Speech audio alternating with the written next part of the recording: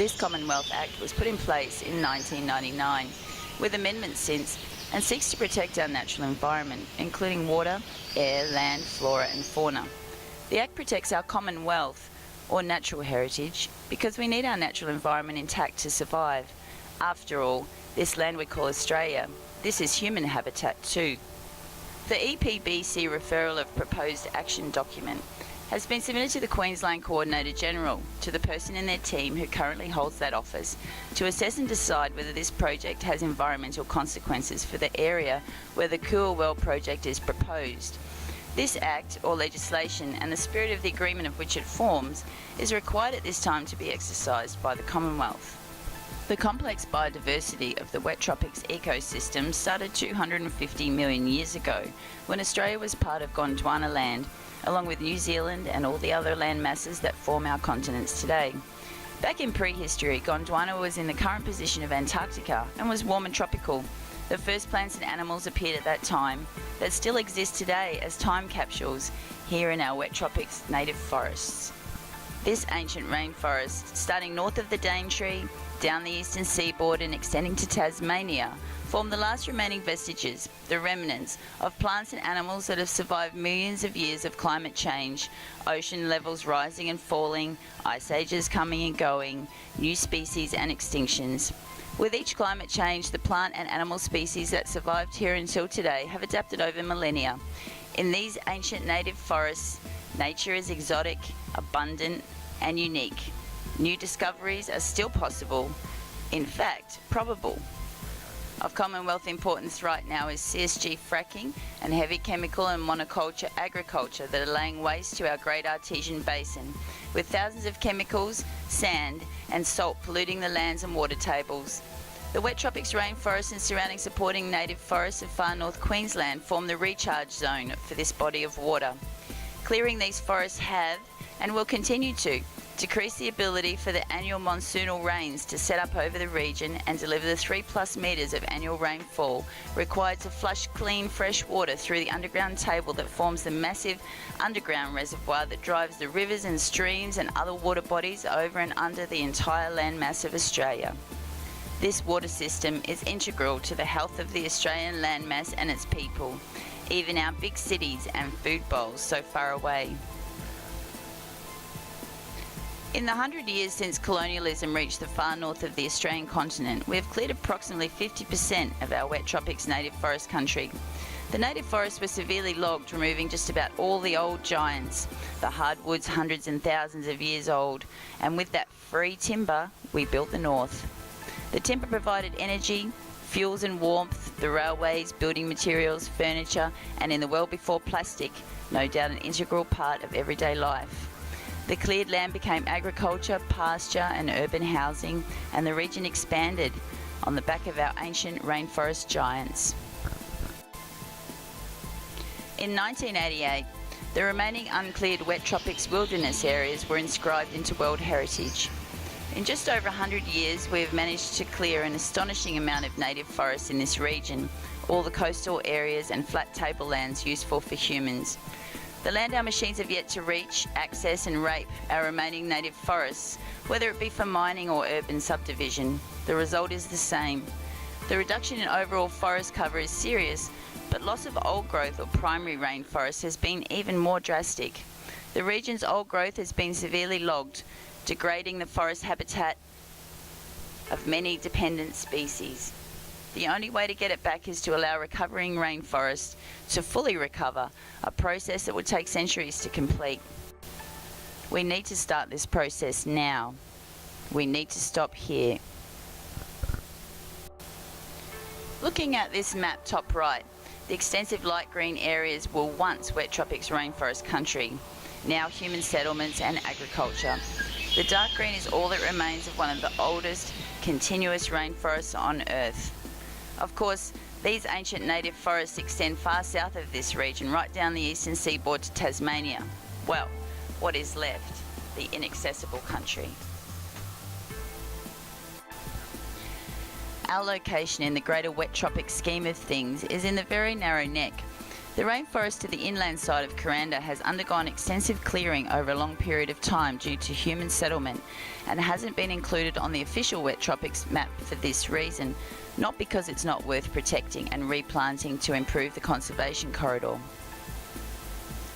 The land of the proposed action KUR-World is located in what scientists call a pinch point, the narrow neck that remains connecting the greater northern and southern parts of this ancient forest. The wet tropics forests of North Queensland are in a contraction phase with the continual clearing of native forests, no longer just for agriculture, now under urban residential subdivision attack. This type of development is at odds with the natural environment of this place, the way it actually needs to stay, to operate its function as a recharge zone for the Great Artesian Basin, which services the greater water supply for all Australians. The ecological values are simply too sensitive to take a development of this scope. When progress cuts down any rainforest in or near this narrow corridor, the outcome is known. Habitat loss equals inevitable extinction. It's just a matter of how long, 30 years, 60 years before we get the news story about the last cassowary standing amid progress. Like down in Cairns, the last cassowary was killed by dogs on Mount Whitfield Conservation Park. The local population of cassowary is now extinct in that ancient remnant rainforest. Urban residential development will never be okay for the cassowary or the other endangered species on the project area. Habitat loss, roaming pet dog attacks and vehicle strikes are the biggest threats to cassowary survival. This is what so-called regrowth forest looks like when it's 45 to 75 years old.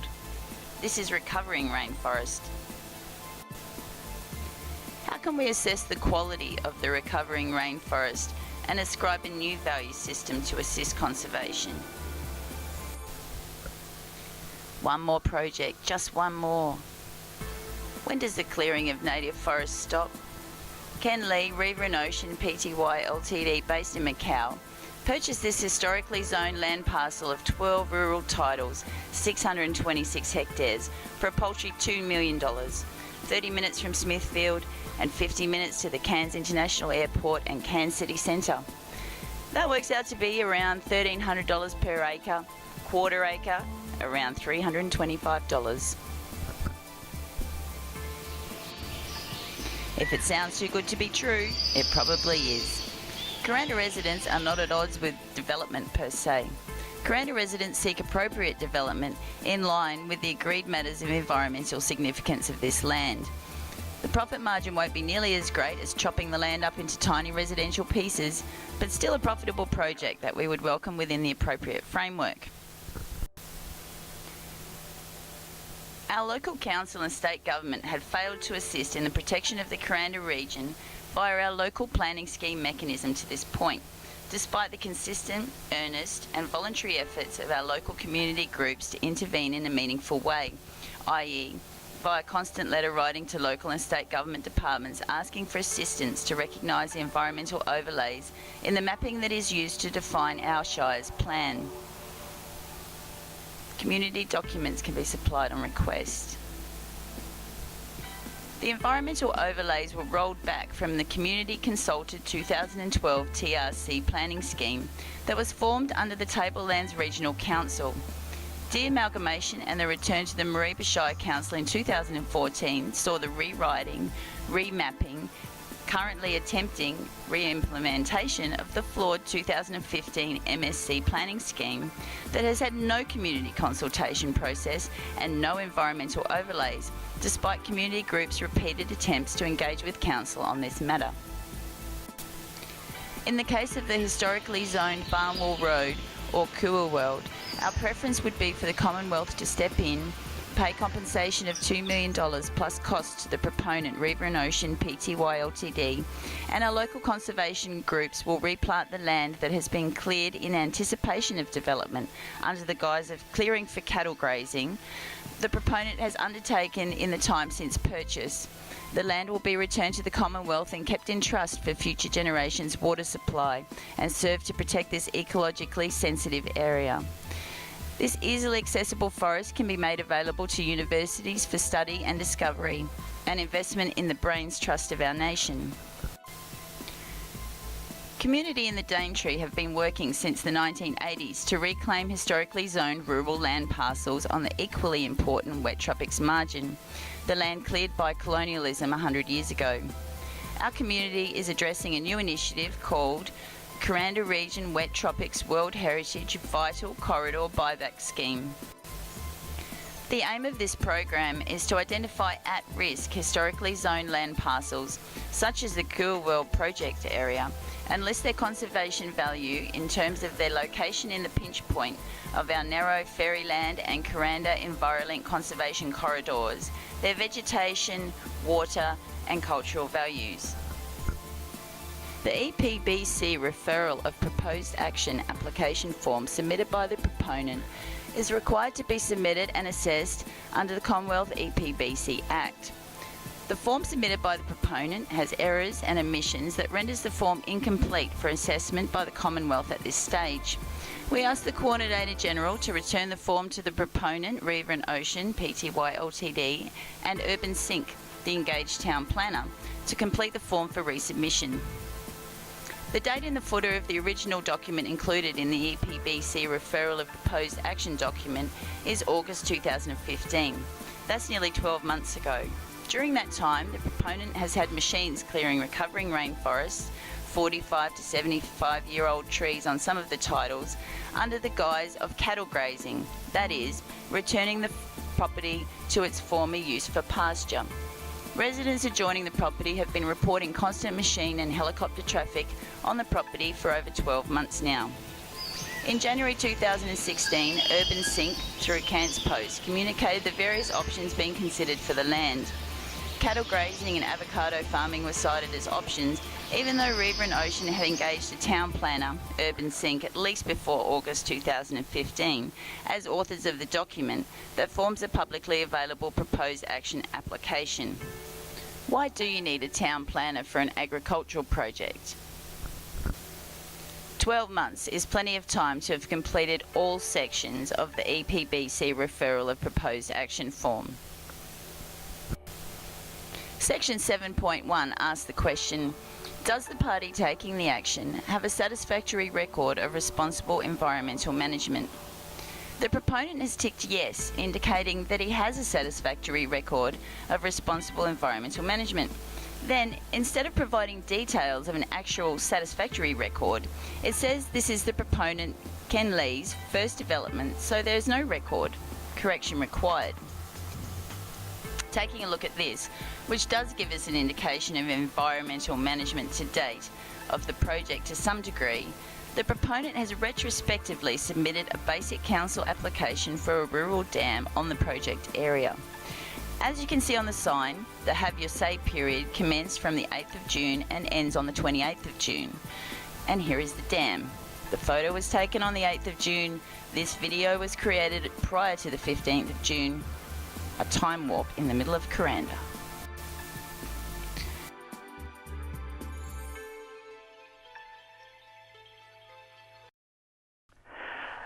Well, not really. It's very interesting that right now there's an application, a retrospective application in for a dam, which has already been built, and which has actually already done some damage to the catchment of Owens Creek. The dam face was made very poorly, some very poor engineering and implementation there last year in September. And although, despite being asked to actually repair that damage when we called in the EPBC to take a look at what was going on, we still got a huge plume of sediment down both Owens Creek and Worrell Creek when we had our big rain event around Christmas time last year.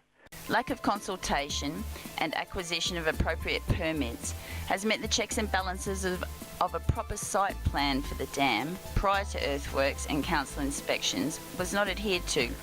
In this action, the proponent and his planner have indicated their flagrant disregard for local government protocol.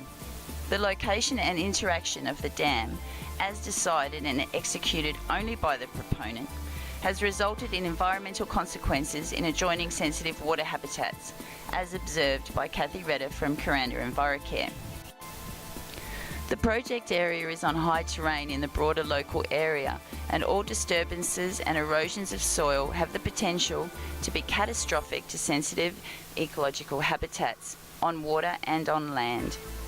The scandalous disregard for the ecological consequences of the proponent's actions to date indicate the clever wording on eco-resort.